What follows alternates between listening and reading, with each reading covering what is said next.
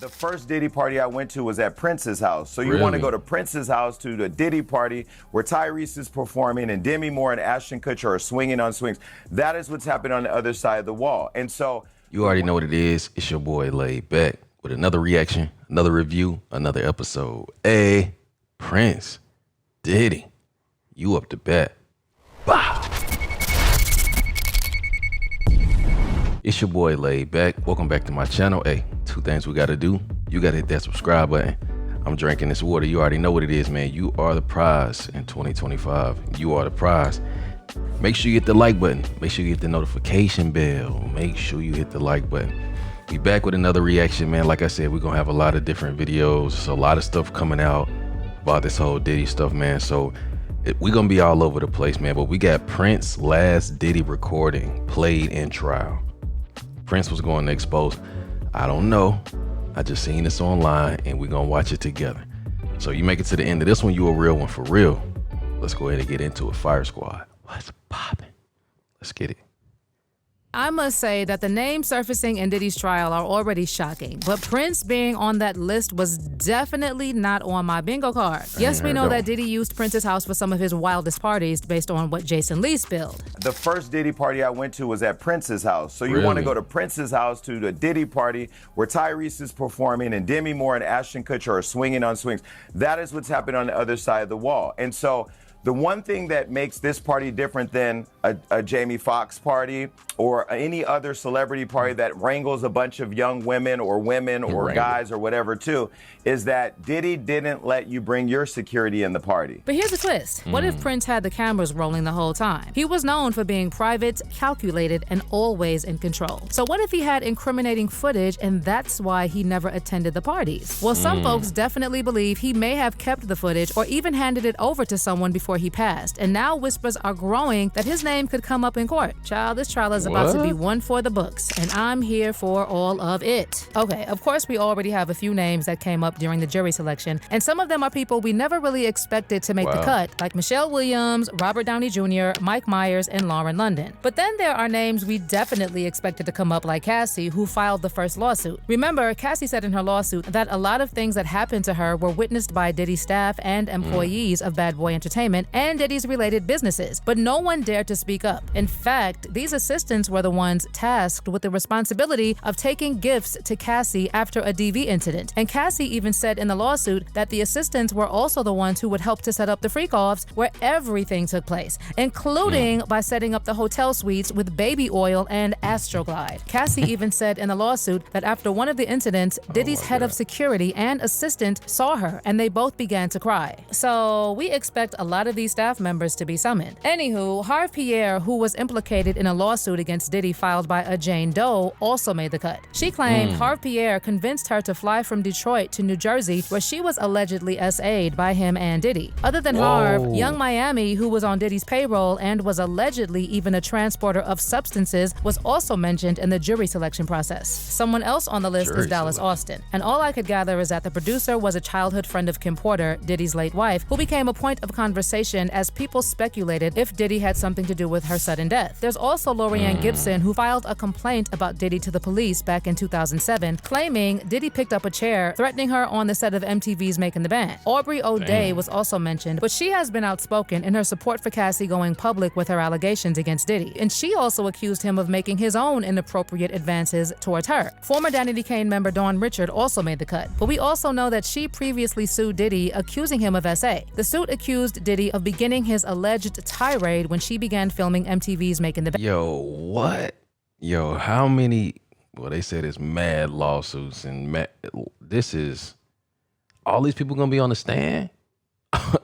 Yo, and saying that he used demeaning insults toward female participants. Then while working on music, the suit claimed that Diddy forced Dawn to rehearse for hours with no sleep and took advantage of her. Dawn Richard also claimed she witnessed Diddy get physical with Cassie while high. In addition, Michael B. Jordan was also mentioned, but we know he was referenced in Cassie's lawsuit because the two had a flirty relationship in 2015. Well, the prosecution is likely to summon most of Cassie's exes, mostly because we know about Kid Cudi, whose car was blown up by Diddy because he had something going on with Cassie. According to Cassie, she briefly had a fling with Kid Cudi in 2011 when she and Diddy were going through what she called a rough patch. And after she reunited with Diddy, he found some emails between Kid Cudi and Cassie, and that is when he grew progressively angry. In fact, the lawsuit says that Diddy wanted to ensure that Kid Cudi was home with his friends when he blew up his car. What? And true to his word, Kid Cudi's car did blow up in his driveway. Well, we expect a bunch of other names to come up during the trial, but like I said, Prince was not on my bingo card. And especially not about him allegedly having a tape on Diddy. Makes me wonder, could this have had anything to do with Prince's death? Could this be the deep, dark secret about his death, y'all? Well, we know that Prince knew a few days before his death that it was the end of the road for him, and he even posted a picture of himself which contained a since-deleted message, just when you thought you were safe. In fact, during his final appearance at a party at Paisley Park, just after his reported treatment and days before his death, Prince reportedly told attendees, wait a few days before you waste any prayers. And just like he had predicted, Prince died at age 57 after being found unresponsive at his estate in Minnesota. At the time, health officials determined Prince died of an accidental fentanyl OD after unknowingly taking counterfeit Vicodin laced with the highly potent synthetic opioid. But it never made sense that clean-living Prince died of an OD. Did he have health problems? That I don't know, right? What I know is that he was really health conscious. Right. He was a vegan. He didn't abuse alcohol. I didn't know of him abusing drugs.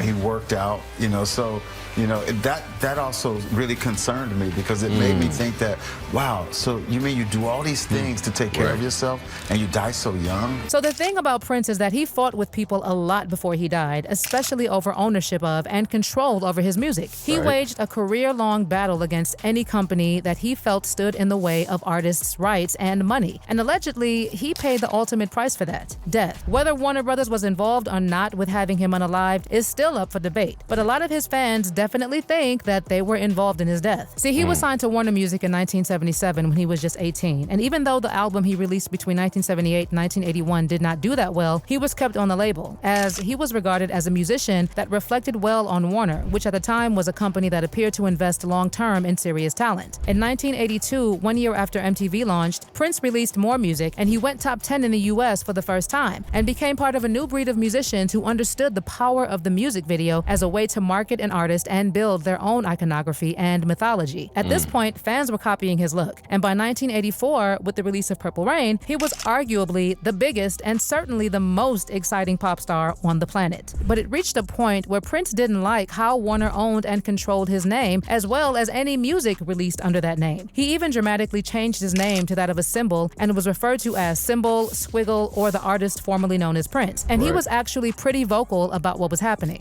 On December 31st, 1999, my publishing contract with Warner Chappell expired, thus emancipating the name I was given before birth, Prince, from all long-term restrictive documents. I had searched deep within my heart and spirit, and I wanted to make a change and move to a new plateau in my life. And one of the ways in which I did that was to change my name. It sort of divorced me from the past and all the hang-ups that go along with it, as it's been well chronicled in deep dispute with my record label. Which is Warner Brothers, right? Yeah. We had some issues that were basically about ownership of the music and how often I was supposed to record and things like that. I really searched deep within to find out the answer to whether fame was most important to me or my spiritual well-being, and I chose the latter. But you know what? Diddy was in bed with the people Prince was exposing, and he and Warner Music Group inked a joint venture deal that gave the record company a 50% stake in Diddy's Bad Boy Records label. Under the deal, Warner would market and handle digital and physical distribution of Bad Boy's catalog releases worldwide, and the label's roster of current and former artists. In fact, while speaking about the deal, Diddy even said there have been a lot of boutique record labels that come and go, and we're still here. This has ensured for the next couple of years that we have the right financial backing, the right financial structure, the right partners to remain a force in the music industry. Other than this, it has also been said that Prince possibly knew about the freak-offs Diddy was having and chose to stay as far away from him as possible. Remember, Jason Lee said that the first Diddy party he attended was at Prince's house, and a strange thing he realized was that no one was allowed to bring their own security to the party. The first Diddy party I went to was at Prince's house. So you want to go to Prince's house to the Diddy party where Tyrese is performing and Demi Moore and Ashton Kutcher are swinging on swings. That is what's happening on the other side of the wall. And so the one thing that makes this party different than a Jamie Foxx party or any other celebrity party that wrangles a bunch of young women or guys or whatever too, is that Diddy didn't let you bring your security in the party. So Prince let Diddy throw those infamous parties at his house. No big secret there. But here's where it gets interesting. What if the security cameras were on the whole time? I mean, this is Prince we're talking about, guys. Meticulous, private, always a step ahead. What if he kept the footage or even handed it off to someone he trusted? Now, there are whispers that his name might come up in the trial, and that makes you think, right? Maybe the purple one knew more than he ever let on, and maybe this may have caused him his life. Maybe. Remember, even before Prince's sister Tika Nelson died, she was talking about how Prince told her he was in trouble just a few days before he died. I know there have been talks in the past about how Prince and Tika were never close, but contrary to what people may think, they were actually pretty close. In fact, back in 2018, Tika said that she and her brother were very close growing up, and he was kind of told by her parents that he would have to take care of her. So wherever he went, she had to go too. She also shared that Prince helped save her life by getting her into rehab when she was struggling with substance misuse. Save your life and getting you into rehab. Yes, he did. I had a long time kind of battling those things, and after my father passed, it got really bad. And so I called up Big Bruh to help. He said, okay, when and where. In fact, when Prince realized that it was almost the end of the road for him, he started preparing Tika for his death. And according to what she said, Prince prepared her for 2 years. It wasn't hard at all. It was a 2-second phone call. He's gone. I had been preparing for 2 years. Wow. So I knew that it was coming. What does that mean? He said it a couple of years ago. What would he say? What he said was, I've done everything that I've come to do. So I was crushed for about two years. In addition, while speaking to the Minnesota Star Tribune about retiring from performing and working on a memoir, Tika also recalled the last conversation she had with her brother 4 days before his death, saying, he kept avoiding questions. I kept getting mad. I felt like, talk to me for 2 seconds. He changed the subject, make a joke, and then we'd both laugh. A couple of times I said, how are you really? He didn't go into anything with me. That was bothering me, and he knew it was, but that was all he wanted to tell me. So one thing we know for certain is that there was a lot going on with Prince in the days before he died. Whether it had anything to do with Diddy or not is still a mystery. And if his name will actually come up in court, I don't know. We just have to wait and see. But meanwhile, let me know what you think about Prince allegedly having recording of Diddy in the comments section below. All right, so that was Prince's last Diddy recording played in trial. It seemed like they was reaching with this video because they didn't even mention Prince's name yet. They didn't even play a recording in trial. So I feel like I just got clickbaited. You know what I'm saying? Now, I didn't know that, Diddy was having parties at Prince's crib. Now, maybe he do got some footage. You know what I'm saying? If he was at the crib, going crazy and having swings and people.